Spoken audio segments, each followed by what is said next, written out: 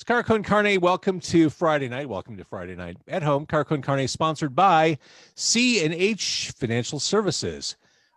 C&H offers a variety of products ranging from traditional merchant accounts to a zero-cost payment processing solution, which eliminates expenses tied to accepting credit cards. C&H also offers cost-effective commercial lending programs, which can help you get your business the money it needs to make it through these unprecedented, weird, insane times. To learn more, contact C&H Financial Services at 855-600-2437 or go to chfs.us.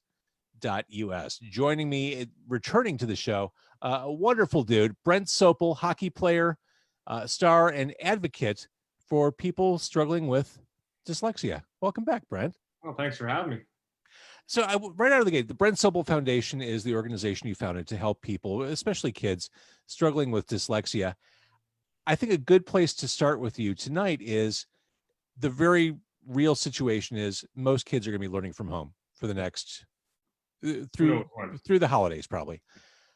I've got to think that for kids struggling with dyslexia, this opens up a whole can of worms. This makes things exponentially harder. Is that fair to say?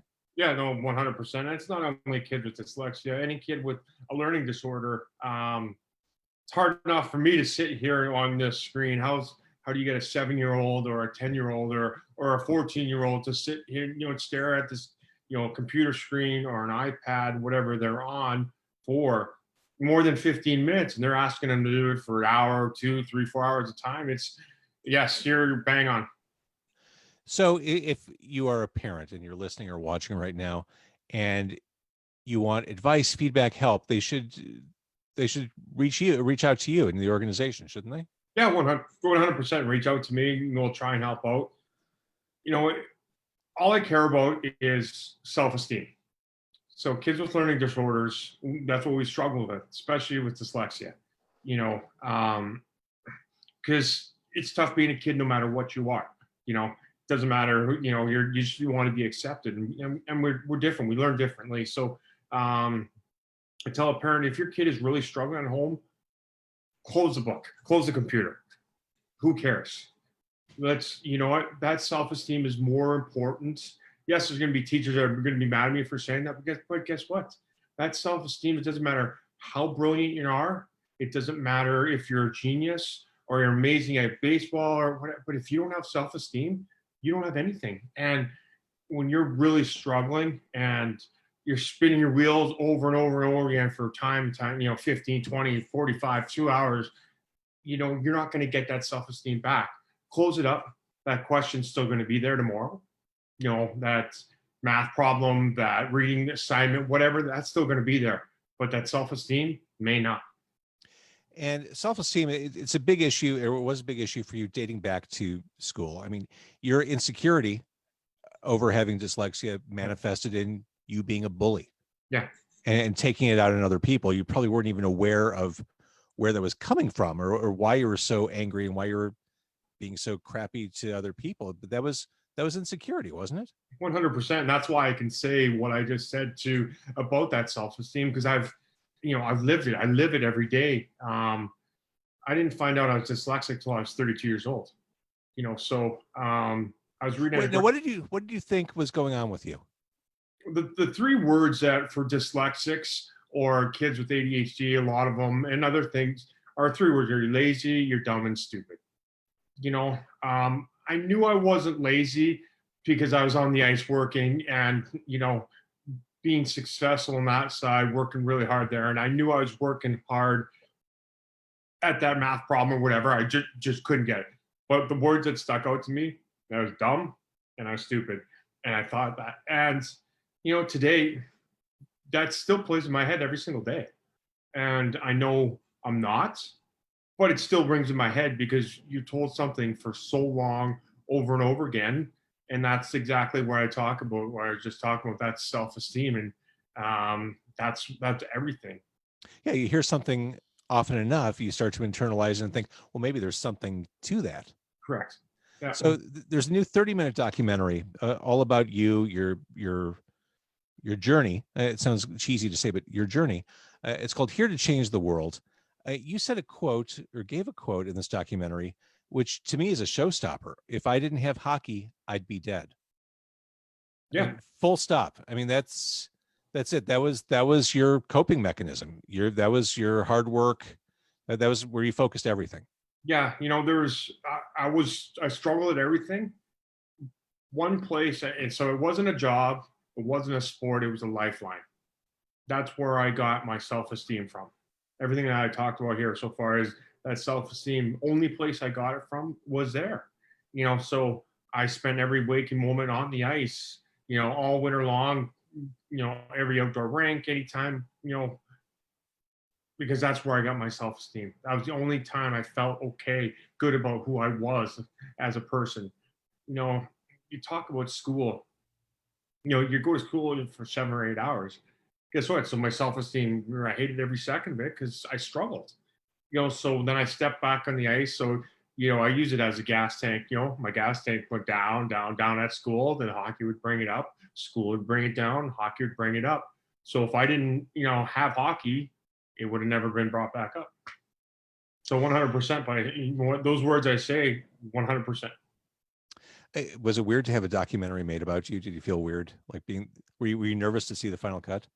No, when I cried the first time I watched it. But everybody's like, you're putting yourself out. I don't think I am, because it's not about me. It's about every kid that you talked about. It's about, is there any parents watching this saying, like my son or daughter has this, every kid struggling, the anxiety that I know these kids are thinking and fearing right now as we speak, thinking that, school's going to start here, maybe for some people in, Illinois next week. I know in certain states, Atlanta started this week. I know LA, I think, is next week. So the anxiety of those kids right now is, I know what that is. And this is why I'm okay telling my story. And my story is not about me. It's about every single one of those kids.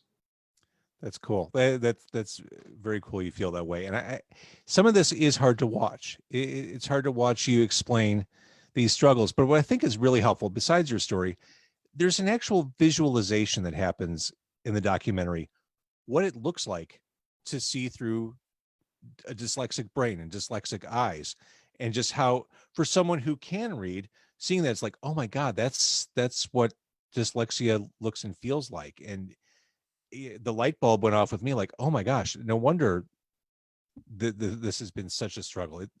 That's terrifying. Yeah, and Karen Tisi did obviously the director put the documentary together, did an amazing job with that. And there's so much more that everybody just thinks dyslexia is just flipping your B's and D's. Yeah, right. And I would say, no. Yes, that's about a very, very small piece of it. There's reading comprehension. Then there's more severities for slightly dyslexic to severe. The most severe dyslexic will never read a day in their life. Well, and you talk about, you can't fill out doctor's forms. Like if you're handed a clipboard, you're like, I'm out, can't do it. Yeah. Or even filling out a resume. Yeah. So post hockey, it's like, well, you couldn't exactly integrate into the Wall Street universe because that's just too scary. And for me, I was entering the real world at 40 years old. Yeah. Which is young. Well, young in life, but not entering the real world, because I went right from school. I played hockey my whole life, so I wasn't living in the real world. I was living in the hockey bubble, which is completely different than what the real world is all about. And I wasn't having to do with corporate America. I wasn't having to worry about filling up those document forms because we had team doctors and everything would just get transferred over. And so the fear of the clipboard, I didn't have to worry about that because that was all on my file. They get traded from one team, the file would go to the next team. So that was my life. Take that life away, what I have, I had nothing. And the world was just, I'll say it was just too much for you. I mean, you pretty much bottomed out, drinking, drugs, to the point where you had an intervention.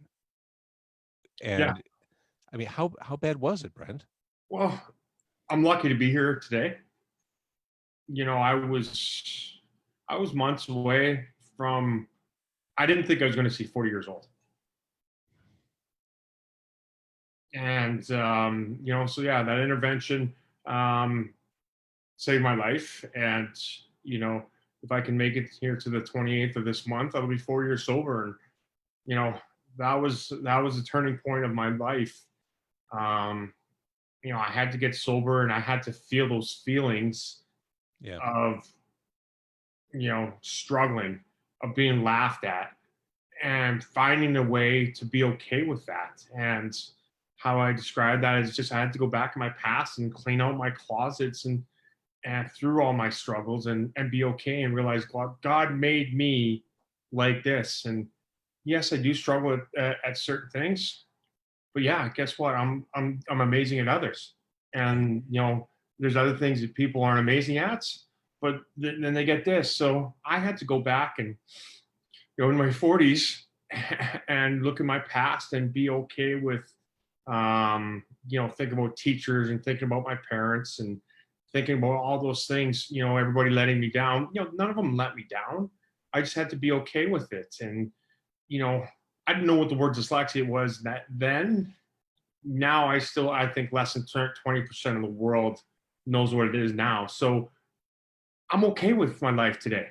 And when I say this documentary and us talking about my struggles, it's not about me. It's to know that there's, that one parent listening or that one kid listening, that they're going to be okay. They can do this, and I always say, you're not alone. I'm right here with you. That's so cool. And again, the documentary is Here to Change the World. It's on YouTube. I mean, if someone were to, finish this and want to watch it, Yeah. it's right there. I mean, it's readily available And to then watch. please share it. And, again, it's not for me. It's, you don't know what parents struggling with that. You don't know. Dyslexia is 1 in 5 and it's hereditary. So, 20% of the population, that's how big it is, how staggering the numbers are. So, please share it with anybody. You just don't know who's going to see it. And when I say you could save somebody's life, yes, those are big words. And I mark my words. You could save their life because, the self-esteem, 65% of us are addicted to drugs and alcohol. The amazing thing is watching this documentary, there you are on the ice playing with a cast, like just you took whatever was thrown at you in the game of hockey. And then, off the ice, knowing that you struggle like this, I think it just goes to show that the cliche or the saying is true. You never know what people are truly going through, like what they're fighting, what they're dealing with. Because to look at Brent Sopel on paper, here's a guy who was a kick-ass defenseman in hockey, won the Stanley Cup with the Hawks. Yeah, thumbs up all the way. No, he has not a care in the world, or he shouldn't, right? That's the perception, but the reality is very different. In a sense, you're talking about you playing with the cast. I think this shows a real toughness to be able to talk about this and share your story. Well, you don't judge a book by a cover. You'd never walked a day in somebody's shoes. Somebody speeds by you and cuts you off. You don't know, has somebody passed away? Are they trying to get to the hospital? Yeah. They didn't wake up that morning. Oh, you know what? I woke up, I'm going to cut Brent Sopel off. No, there's something going on there, right?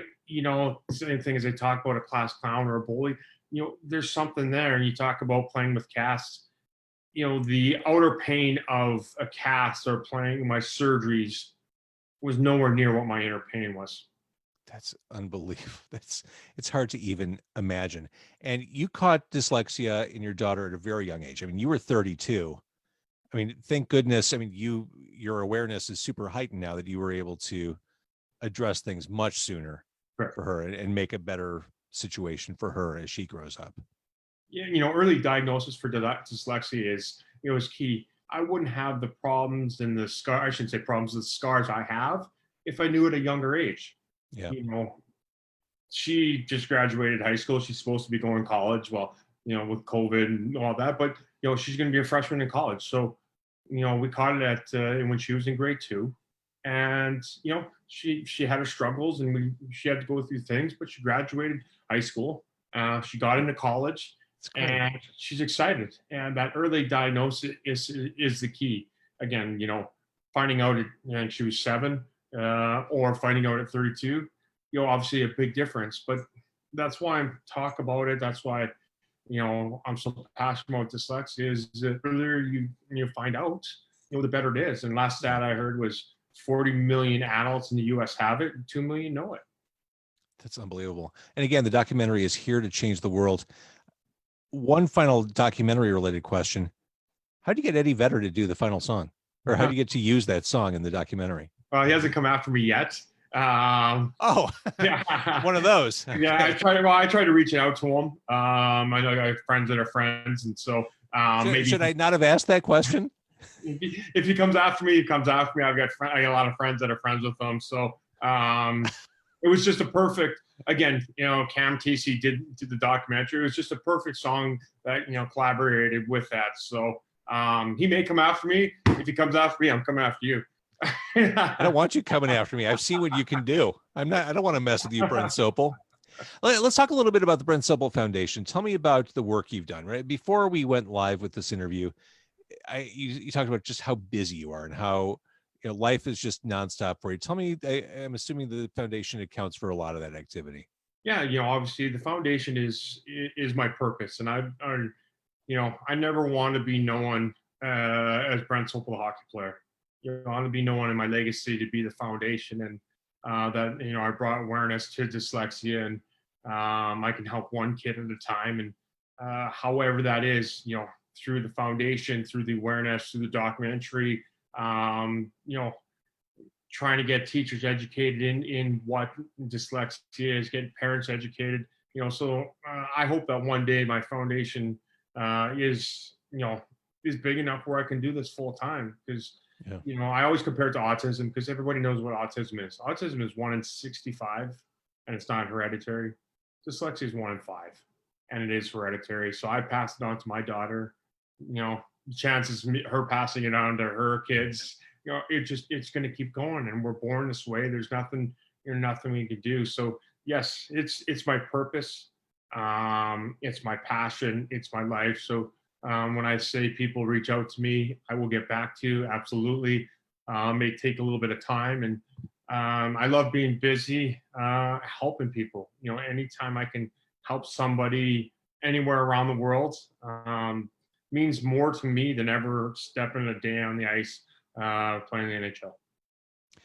And I don't want to dismiss the work you did in the NHL, because it was awesome, and No, we love watching it.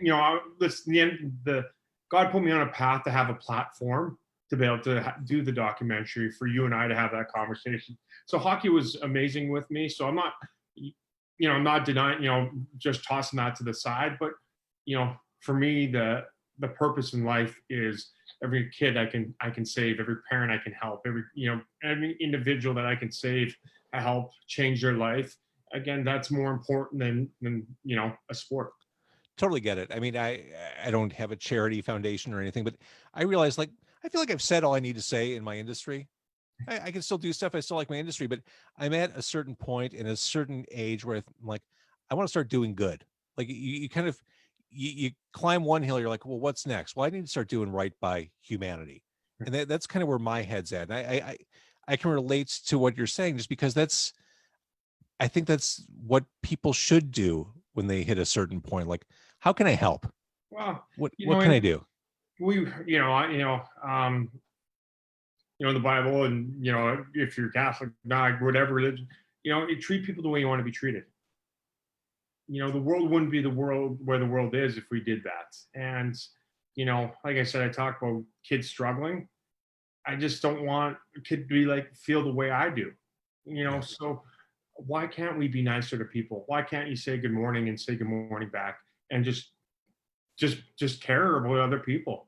And it's a crazy time in this world, and I think COVID was and should have been a great thing, and I'll paraphrase that, for self-improvement and family. Spending more time with your family, spending more time on yourself, self-evaluating yourself, making sure you're a better person.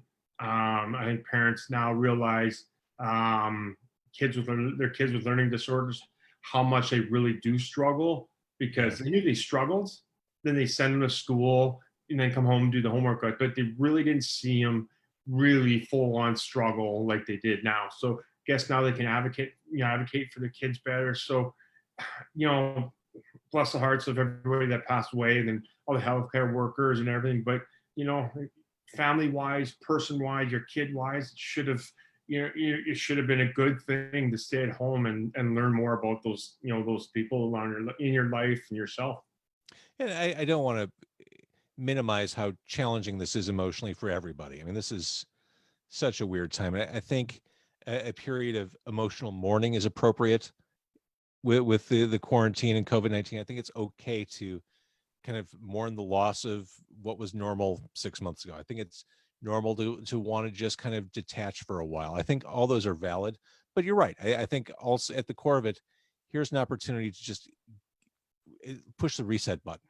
Yeah. And especially like you said, the value for parents of kids who have those disabilities and struggles to be able to see it and really understand it from the perspective of, you know, during a day of learning, how informative and helpful can that be moving forward? And the answer is a lot. And when I say that is, if you don't have dyslexia, for example, use that because you really don't understand what our whole life, you know, means. So, you know, if the mom doesn't have it, you know, the dad, you just fully don't understand what our life is. So I guess it brought you a little bit closer, Yeah. you know, into our life. You'll never fully understand, but maybe it's a step closer to, you know, understanding.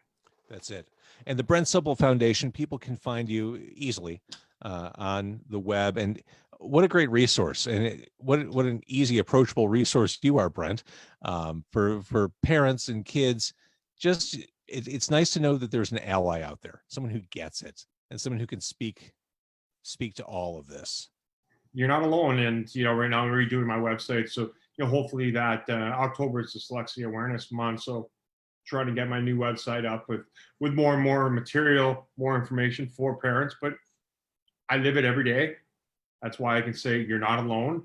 And I'm here with you. And your kid, you know, your son, your daughter, whoever that is, your grandson, your granddaughter, you know, whatever that is, whoever that is, they're not alone.